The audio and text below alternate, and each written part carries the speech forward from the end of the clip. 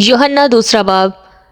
پھر تیسرے دن کانا گلیل میں ایک شادی ہوئی اور یسوع کی ماں وہاں تھی، اور یسوع اور اس کے شاگردوں کی بھی اس شادی میں دعوت تھی۔ اور جب میں ہو چکی تو یسوع کی ماں نے اس سے کہا کہ ان کے پاس میں نہیں رہی۔ یسوع نے اس سے کہا، اے عورت، مجھے تجھ سے کیا کام ہے؟ ابھی میرا وقت نہیں آیا۔ اس کی ماں نے خادموں سے کہا، جو کچھ یہ تم سے کہے وہ کرو۔ وہاں یہودیوں کی طہارت کے دستور کے موافق پتھر کے 6 مٹکے رکھے تھے، اور ان میں 2 3 من کی گنجائش تھی۔ یسوع نے ان سے کہا، مٹکوں میں پانی بھر دو۔ پس انہوں نے ان کو لبالب بھر دیا۔ پھر اس نے ان سے کہا، اب نکال کر میرے مجلس کے پاس لے جاؤ۔ پس وہ لے گئے۔ جب میرے مجلس نے وہ پانی چکھا جو میں بن گیا تھا، اور جانتا نہ تھا کہ یہ کہاں سے آئی ہے، مگر خادم جنہوں نے پانی بھرا تھا جانتے تھے، تو میرے مجلس نے دلہا کو بلا کر اس سے کہا، ہر شخص پہلے اچھی مے پیش کرتا ہے اور ناقص اس وقت جب پی کر چکھ گئے، مگر تو نے اچھی مے اب تک رکھ چھوڑی ہے۔ یہ پہلا معجزہ یسوع نے کانا گلیل میں دکھا کر اپنا جلال ظاہر کیا، اور اس کے شاگرد اس پر ایمان لائے۔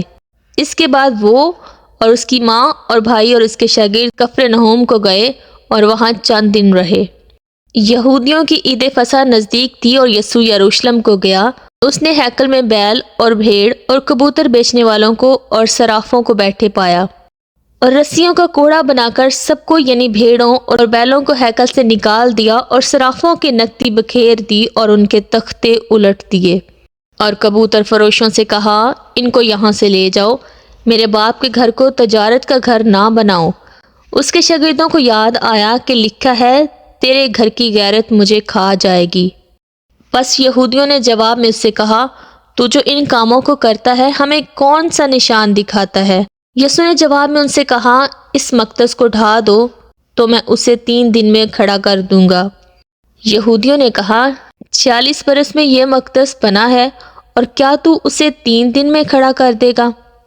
مگر اس نے اپنے بدن کے مقدس کی بابت کہا تھا۔ بس جب وہ مردوں میں سے جی اٹھا تو اس کے شاگردوں کو یاد آیا کہ اس نے یہ کہا تھا، اور انہوں نے کتاب مقدس اور اس قول کا جو یسوع نے کہا تھا یقین کیا۔